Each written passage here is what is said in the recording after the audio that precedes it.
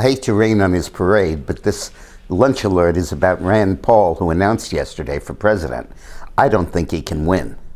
In fact, in every presidential race, in the primaries, not everyone, but many of them, there's always a guy who's going to finish second and going to lose the runoff. But he has to be good enough to make the runoff. It's like the Broncos used to be. They'd always lose the Super Bowl, but they had to be good enough to make the Super Bowl. And throughout the history of recent presidential contests, there's almost always been a guy like that.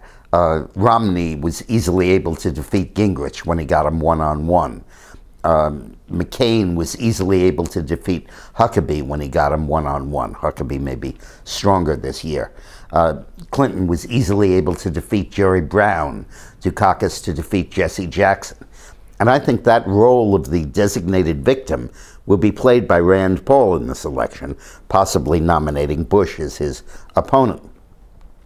Paul has a dedicated, strong group of followers and a good organization, good enough to get him second place, good enough to break out in early primary states and do very well, and ultimately earn him the right to be defeated in the runoff.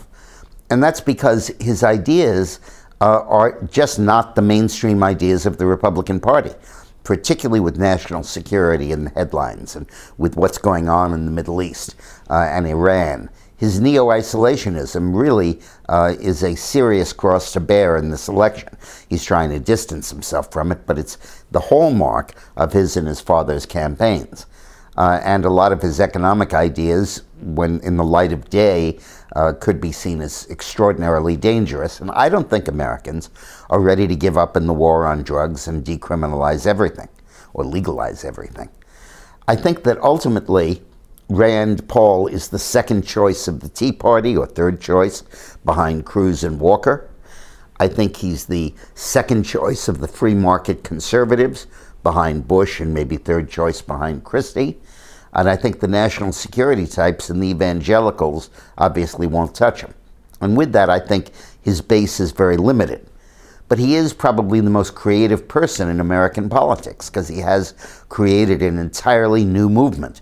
Not ready for prime time yet, but very strong and growing.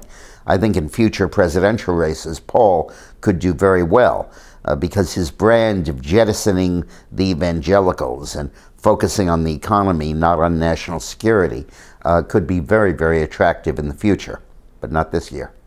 Thanks for watching.